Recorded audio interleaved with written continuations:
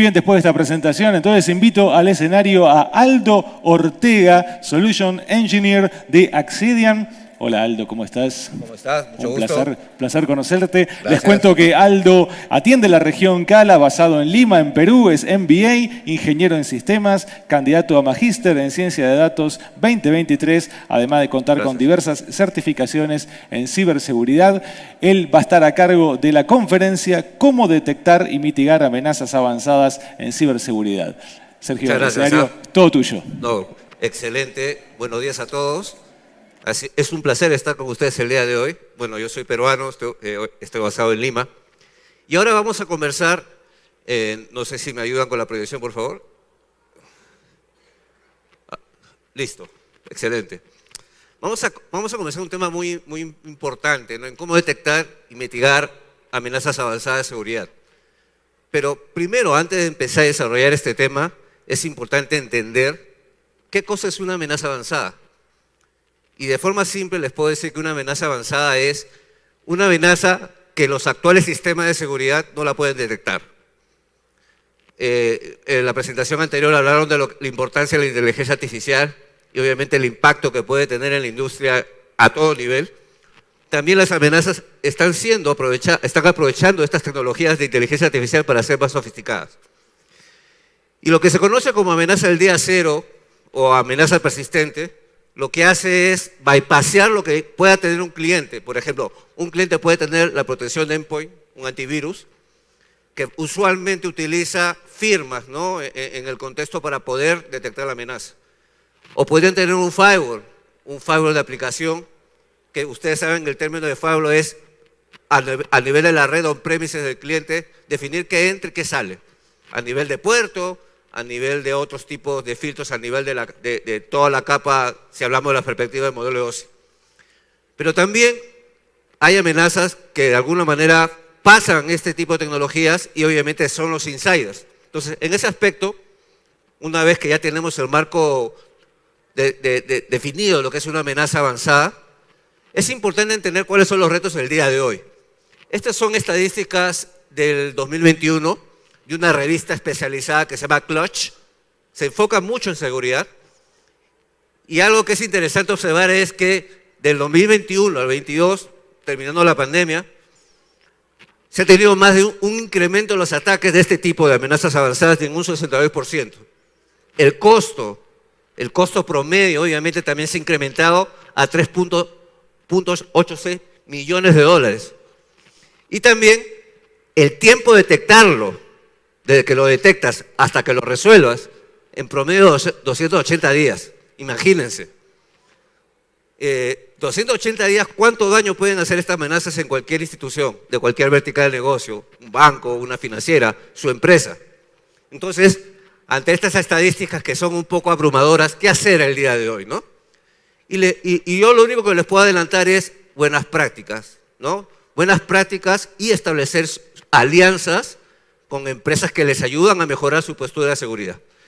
Entonces, acá hay unos conceptos bien importantes que tienen que considerar, ¿no? Hoy por hoy, el principal vector de ataque, ¿saben cuál es? El humano. Es el principal punto, la capa 8, le dicen a unos, que no sé cuántos son de tecnología, ¿no? La capa 8, ¿no? Error de usuario, ¿no? ¿Sí? Lamentablemente, ese es el principal vector de ataque. Y hoy por hoy, estos atacantes, que pueden ser individuos muy especializados, hace alguna década, bueno, yo soy un generación X, tengo un poco más de 40 años, para ser un hacker tenías que ser un marciano. Tenías que saber de código y saber programar por lo menos, ¿no? Hoy por hoy, ser un hacker, ahora se le dice script kiddies. ¿Qué quiere decir? Te puedes bajar wizards de internet inclusive no tienes que irte a la dark web, con siguiente puedes atacar. Security Onion, Kali Linux y otros por ahí. Entonces, lo hace más fácil. También, obviamente, hay los atacantes que tienen un nivel más de sofisticación. Son mafias. Por ejemplo, a raíz de la guerra de Rusia y Ucrania, los rusos atacan a Ucrania, los chinos atacan a los americanos y viceversa, ¿no? Los coreanos también. Y son ataques auspiciados por gobierno con múltiples recursos. Y ahora que hemos hablado de la nube hace unos instantes, imagínate, hay muchos bots desplegados en diferentes sistemas, atacando obviamente a la compañía, de una forma orquestada. Entonces, el principal punto vulnerable es el humano, y acá la principal técnica que se utiliza es la ingeniería social. Un correo, una llamada haciéndose pasar por el jefe, o un mensaje, ofreciéndote un trabajo por WhatsApp, ¿no?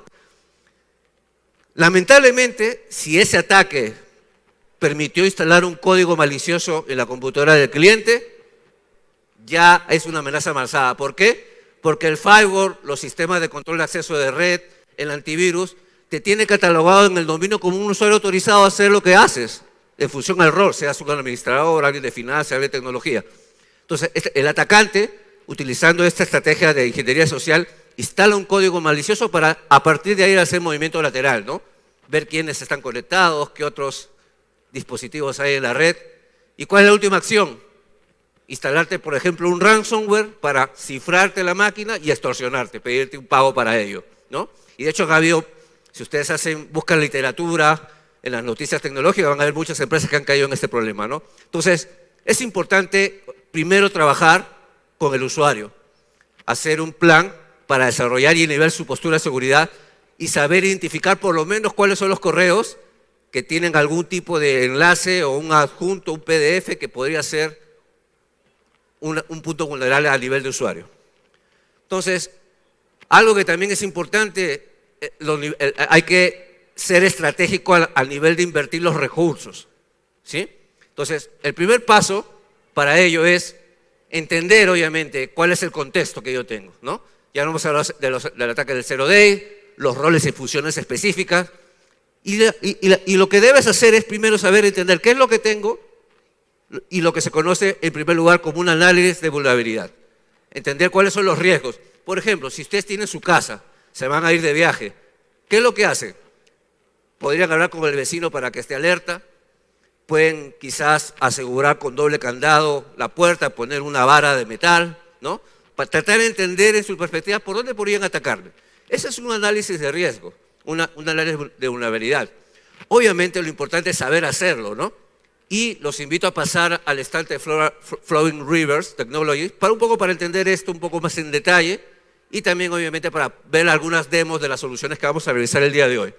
Entonces, ya no se trata de buena compañía o mala compañía, ¿no? De que si a mí no me han atacado, no. En realidad, la seguridad 100% no existe. Si una empresa, un asesor, un consultor de negocios te dice, miren señores, yo vengo acá con mi solución, usted la pone y nunca más la van a atacar, es un mentiroso total, ni le escucho. Entonces, el 100% no existe. Entonces, lo importante saber es si he sido atacado o me van a atacar. Las compañías se categorizan en dos tipos de compañías. Si he sido atacado o me van a atacar. Y la idea, obviamente, es pensar en la estrategia del castillo medieval. No sé si han visto esas películas de Braveheart o, no sé, Corazón Valiente, ¿no?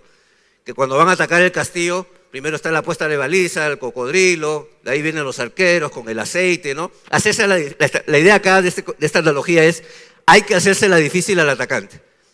Obviamente, mientras defino una estrategia de evaluación de riesgo, mejoro mi postura de seguridad de una forma adecuada, el atacante, si es un script kiddie, va a hacerlo con sus wizards, tratar de hacer el ataque, y obviamente va a desistir porque, mira, no, pero has hecho difícil. Prefiere atacar, obviamente, a otras personas.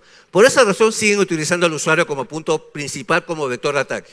Entonces, hay que hablar nosotros como asesores de tecnología, ¿no? Porque nosotros desde el punto de vista de TI, o consultores de negocio de TI, o personal de tecnología de TI, tenemos que hablar en el lenguaje del negocio y explicarle a los dueños que están pensando solamente en los objetivos financieros, ¿no? En las ventas, o obviamente los objetivos estratégicos de la compañía, explicarles, ¿no? Que invertir en seguridad no es un gasto. No sé si están de acuerdo conmigo.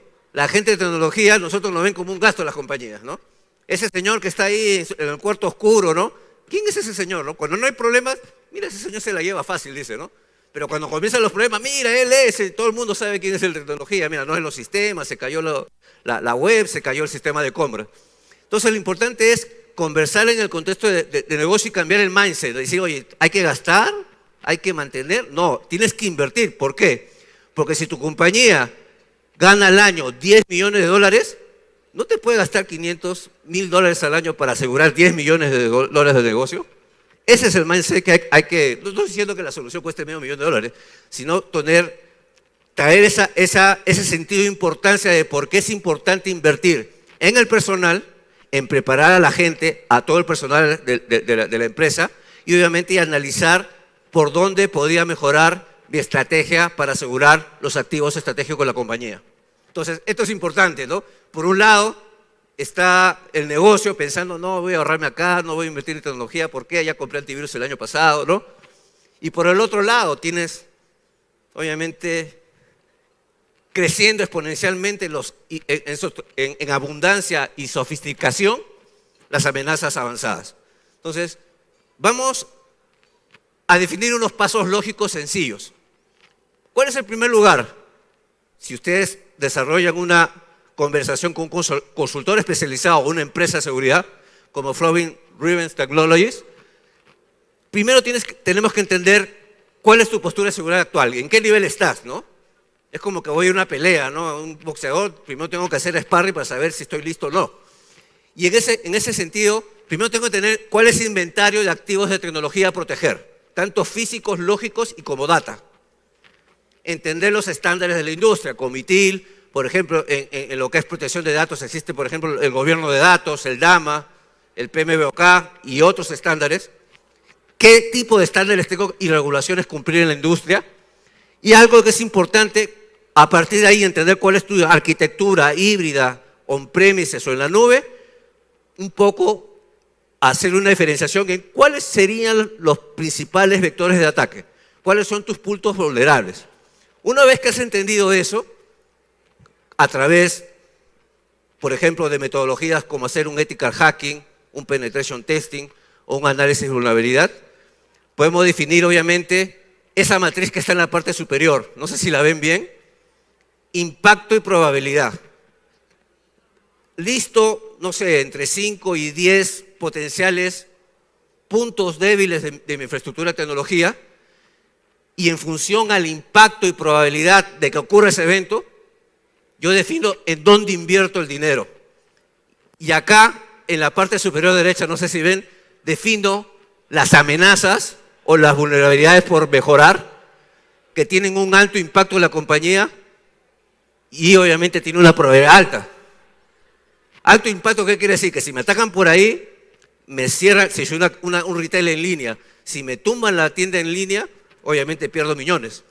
Tengo que invertir ahí mecanismos avanzados para que esa tienda en línea siempre esté la mayor parte del tiempo activa. Si me atacan, tener un plan de respuesta ya definido, los pasos lógicos 1, 2, 3, 4 para mitigar. Quizás tener un data center de respaldo, apagar el principal, prender el otro, tener snapshot de los servicios, de los componentes de la arquitectura que soporta esa portal de ventas y obviamente una vez que haces eso, cerrar esos gaps, ¿no? En el paso 3 y una vez que ya he hecho mi assessment, ya he tenido las recomendaciones de ese assessment de seguridad, de análisis de riesgo o ethical hacking, como dicen algunos, pasar a evaluar qué cosas adicionales a lo que yo tengo podría incorporar a mi infraestructura de seguridad. Y justamente se ha mencionado mucho las tecnologías de inteligencia artificial y machine learning, y hoy por hoy hay soluciones, por ejemplo, del tipo Network Detection and Response, que lo que hacen es colocar un sensor puede ser en hardware, en software, basado en contenedor, ¿no? Que lo que hace es escuchar el tráfico. Le hablamos al inicio del insider. ¿Qué quiere decir el insider? Alguien que ya hizo clic en un correo con phishing y capturaron su máquina. El controlador del dominio dice OK, la solución de control de acceso de red dice OK, es una máquina autorizada de la compañía, yo la conozco. El antivirus dice pasa nomás porque yo ya te conozco. Y el firewall, ni qué decir porque el firewall estaba protegiendo afuera y él ni se enteró. Entonces, ¿qué hace esta solución de Network Detection and Response? Lo que hace es entiende los patrones del tráfico de la capa 2 a la capa 7 del modelo OSI y utilizando mecanismos de inteligencia artificial entrenados con motores de machine learning de clasificación, comienza a entender este tráfico que tiene este baseline y después se fue por acá. Y, por ejemplo, un ejemplo muy concreto, un financiero que está trabajando el domingo y está haciendo transacciones de Nueva York y Dubái al mismo tiempo, no es normal, ¿no? A no ser que sea Superman o se teletransporte entre la India y Dubái. Entonces, ese tipo de análisis, esos motores de inteligencia artificial, y sobre la base del tráfico, te dice a ti de forma concreta, mira, este es el indicador de compromiso, este es el vector de ataque, esta es la superficie de ataque, y obviamente a partir de ahí viene la mitigación. Ahora, el primer paso es detectarlo, ¿no? Complementando lo que tiene el cliente. La mitigación, hoy por hoy, en este tipo de amenazas avanzadas, quien lo debe hacer es el humano. A veces yo he tenido presentaciones con clientes y me dice, muy bien Aldo, interesante la inteligencia artificial, cómo detecta, cómo utiliza el tráfico y hace patrones y me calcula la superficie, me dice dónde el origen y el destino del ataque, el puerto, el servicio. Pero ¿cómo lo paro? Porque están pensando en ese mindset del firewall, ¿no? Puerto, cierro el puerto, están pensando en el antivirus, si lo tengo en la firma, están pensando en el IDS, el IPS tradicional que usa firmas. No, lamentablemente acá tienes que incorporar una empresa que te dé consultoría, que pueda darte el servicio, por ejemplo, de Virtual NOC o Security SOC. Personas ya especializadas que ya tienen todo el know-how, que con toda esa información que viene, por ejemplo, de las soluciones de Network Detection and Response, o respuesta de detección basada en el tráfico de la red o los flujos de las aplicaciones. Lo entiende y ellos ejecutan el script, obviamente, o te pueden ayudar a desarrollar en función a los gaps identificados en el análisis de postura de seguridad, ya te pueden ayudar un poco a definir un plan de acción, un plan de respuesta, ¿no? Si te atacan de este tipo de ataque, estos son los pasos lógicos. Si te atacaron alguna vez, queda documentado, ¿no? Hay una buena práctica acá que se dice es los cambios que puedas hacer en la infraestructura siempre tienen que quedar registrados. ¿Por qué? Porque si esa persona se va de la empresa, porque la gente de tecnología puede ser la empresa, ese cambio, esa buena práctica, esa mala experiencia y obviamente la mitigación que se ejecutó podría ocurrir nuevamente. Y si tengo un portafolio, ¿no?, de buenas prácticas o baseline de conocimientos de eventos anteriores, el que venga reemplazando a esa persona va a tener por lo menos una guía de cómo atacar en función al plan de respuesta que se ha definido en conjunto. Y obviamente este es un ciclo de vida continuo, ¿no? No solamente es hacer mi evaluación el día de hoy, hago mi análisis de vulnerabilidad, detecto los gaps, armo mi matriz de impacto de probabilidad para priorizar la inversión en dónde debería colocar los controles para evitar esas amenazas avanzadas, pero después de cada cierto tiempo tengo que reevaluar nuevamente. Es decir, ¿funcionó los controles que implementé? ¿Las soluciones que incorporé para, en las partes superiores de amenazas avanzadas de alto impacto y probabilidad se hicieron de una forma adecuada? Eso obviamente siempre se tiene que hacer de forma continua a lo largo del año. Usualmente hay clientes que lo hacen 2 veces al año, 1 vez al año para reevaluar toda la estrategia de gestión de seguridad a nivel de las aplicaciones, de la data y a nivel de la infraestructura. Entonces, esta lámina, básicamente quiero que se lleven este mensaje que es un viaje, ¿no? Elevar la postura de seguridad es un viaje. En primer lugar es entender el negocio y obviamente hacer las actividades de penetration testing o análisis de vulnerabilidad. Y la idea a partir de ahí saber es, si mi punto vulnerable es la web, implementar un tipo de evaluación a nivel de las buenas prácticas de OWASP. Si el tema es la red, obviamente ver qué es lo que tengo a nivel de protección de infraestructura de comunicaciones y evaluar qué otras soluciones podría colocar para mejorar la postura en función, obviamente, a la matriz, ¿sí? Y obviamente hacer la seguridad práctica, sencilla para todos, ¿no? No asustar. Yo he dicho varios acrónicos tecnológicos ahora, he tratado de ser explícito y explicarlo de una forma sencilla, pero la seguridad es un viaje. Es un viaje y el primer gran paso que deben dar las compañías, vuelvo a repetir, es el usuario, los empleados, que ellos tengan una buena cultura de seguridad, ¿sí? Entonces, si ustedes me preguntan el día de hoy, ¿qué bichos de seguridad hay hoy en día, independiente del fabricante, ¿no? Ya hemos hablado de algunos de ellos. El Endpoint Security, el famoso antivirus, ¿no? El SDR. Hablamos de el Managed Detection and Response, que es un servicio que te da una empresa especializada que ya te puede dar una asesoría adicional con servicios de Virtual SOC o Virtual NOC para ayudarte a ti a tu equipo a mejorar tu postura de seguridad, ¿no? Muchas compañías no se pueden dar el lujo de tener un NOC especializado en seguridad. A lo más tienen de seguridad una persona o dos. Imagínense el reto de esa persona conocer todas las tecnologías y todos los sabores de soluciones de seguridad, ¿no? Todas estas soluciones de acá, aparte de los conocidos firewall, los IPS, los IDS, son gestionados con un SIEM, que es el sistema de gestión de eventos y incidentes de seguridad. Y sobre ello hay un concepto que se llama el SOAR.